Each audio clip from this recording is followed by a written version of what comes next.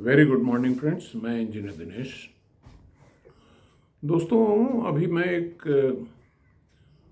Message पढ़ रहा था बिल गेट्स का, जिसमें उन्होंने क्लाइमेट चेंज से लड़ने के लिए अमेरिका के कुछ ऑर्गेनाइजेशन द्वारा किए गए उपायों का उल्लेख किया है, जिसमें किसी ने एक बड़ी एफिशिएंट एनर्जी एफिशिएंट बिल्डिंग बना दी। कुछ छोटे छोटे उदाहरण दिए हैं। दोस्तों, एक बार क्लाइमेट चेंज की एक प्रोटोकॉल थी, मुझे शहर का नाम याद नहीं है, शायद वो क्योटो प्रोटोकॉल था। तो इंदिरा जी भी गई थी उसमें, और वहाँ पे जब कंसेंसस बन रहा था तो ये हो रहा था कि हर देश अपना जो है कार्बन एमिशन घटाए। और देखिए, कार्बन एमिशन जो है वो ग्रॉस वैल्यू एक होती है कि पूरे देश से कितना कार्बन निकल रहा है, और दूसरी होती है पर कैपिटा, यानी कि एक आदमी अपने जीवन जीने के लिए कुछ तो बिजली खर्च करेगा, कुछ गाड़ी चलाएगा, तो कुछ कार्बन निकलेगा। तो यूएस इस बात पे जोर दे रहा था कि इंडिया इतना परसेंट घटाए, तो ग्रॉस वैल्यू की बात कर रहा था। तो इंदिरा जी ने ये प्रश्न उठाया कि why you are talking about gross value, why not per capita value. ये बड़ा माकूल सा प्रश्न था, बात बड़ी पुरानी है। और उसके कुछ दिन बाद हमारे भूतपूर्व प्रधानमंत्री अटल जी भी गए अमेरिका, और वहाँ पे उन्होंने देखा कि बिजली खपत जो अमेरिका की पर कैपिटा थी वो इंडिया की 5 गुने से भी ज़्यादा थी।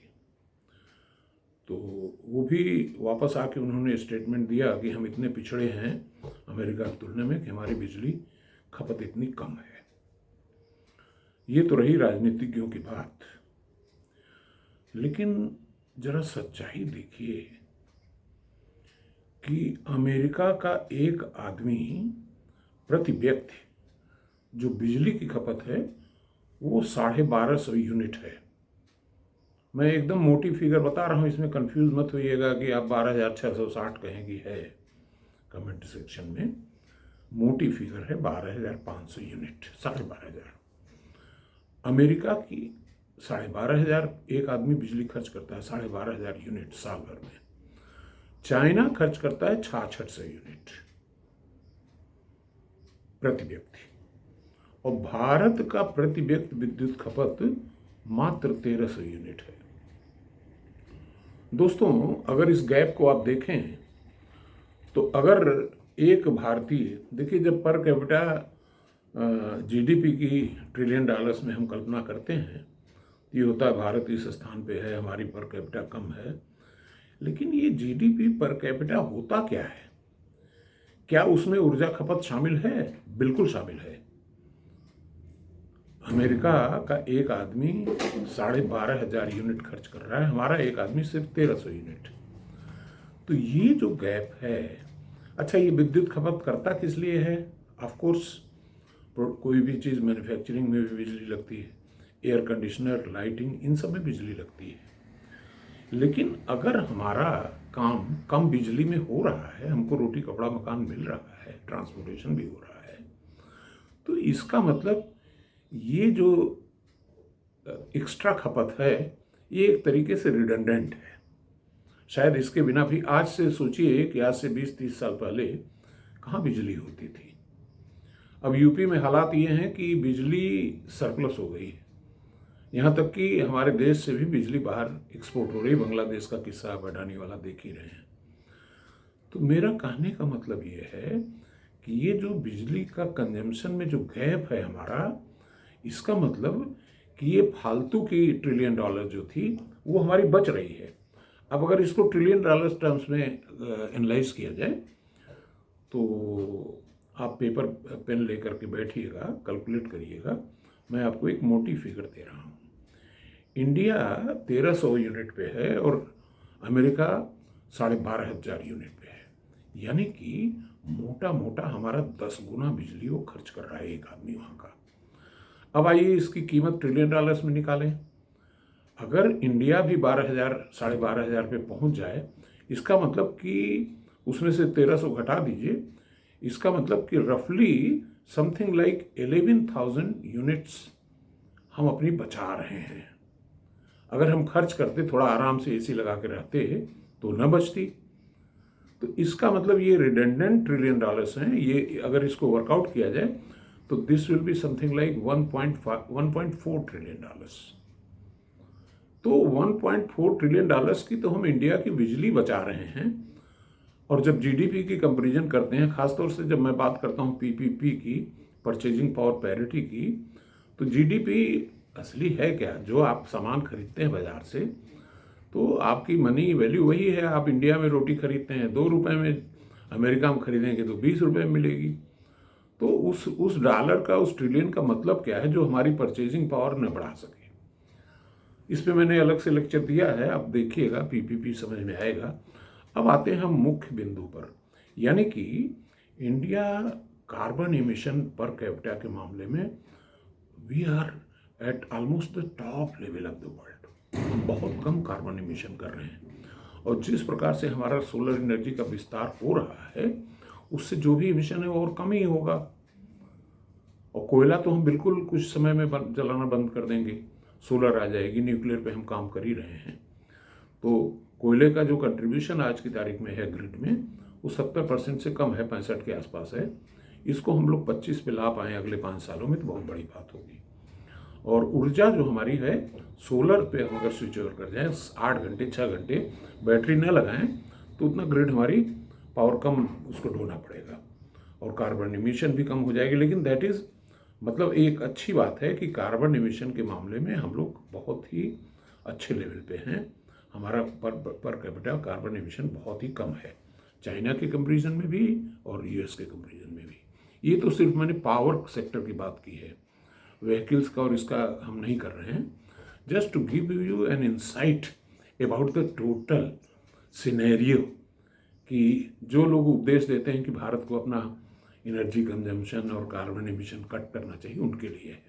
और यहाँ पे मैं इंदिरा जी की बात का पूर्णतया समर्थन करता हूँ। दोस्तों, अब ये तो हो गई एक बात।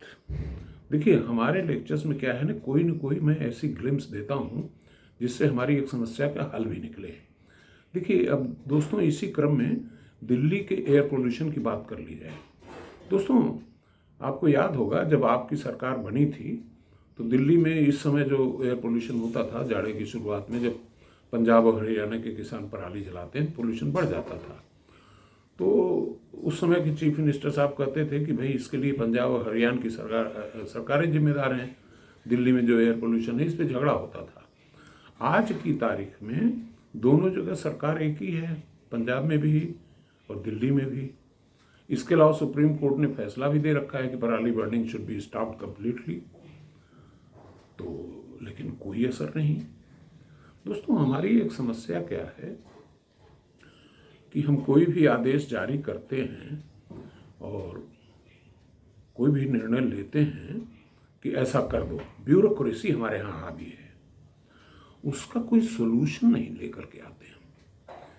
भी देखिए, पंजाब का किसान इतना तेजी से आगे बढ़ गया फर्टिलाइजर के इस्तेमाल में, और पर हेक्टेयर प्रोडक्टिविटी के मामले में, पानी के दोहन के मामले में इतना ओवर प्रोडक्शन है वहाँ पे कि उसने धान की फसल काटी, उसके पास फुर्सत नहीं है कि वो पराली जो है उसको काट करके घर लाए, वो जला देता है वहीं खेत में।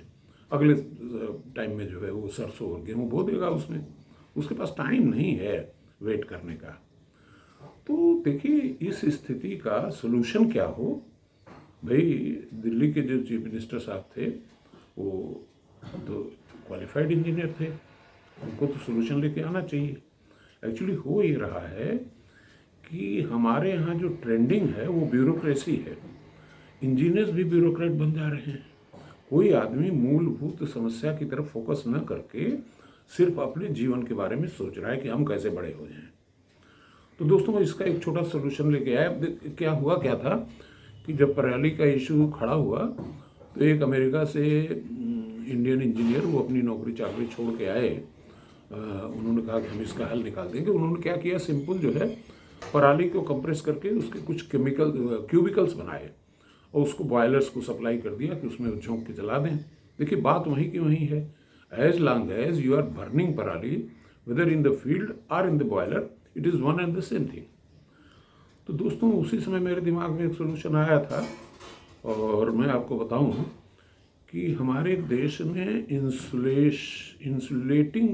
इंसुलेटेड बिल्डिंग्स की बहुत कमी है। In fact we don't have insulation contractors.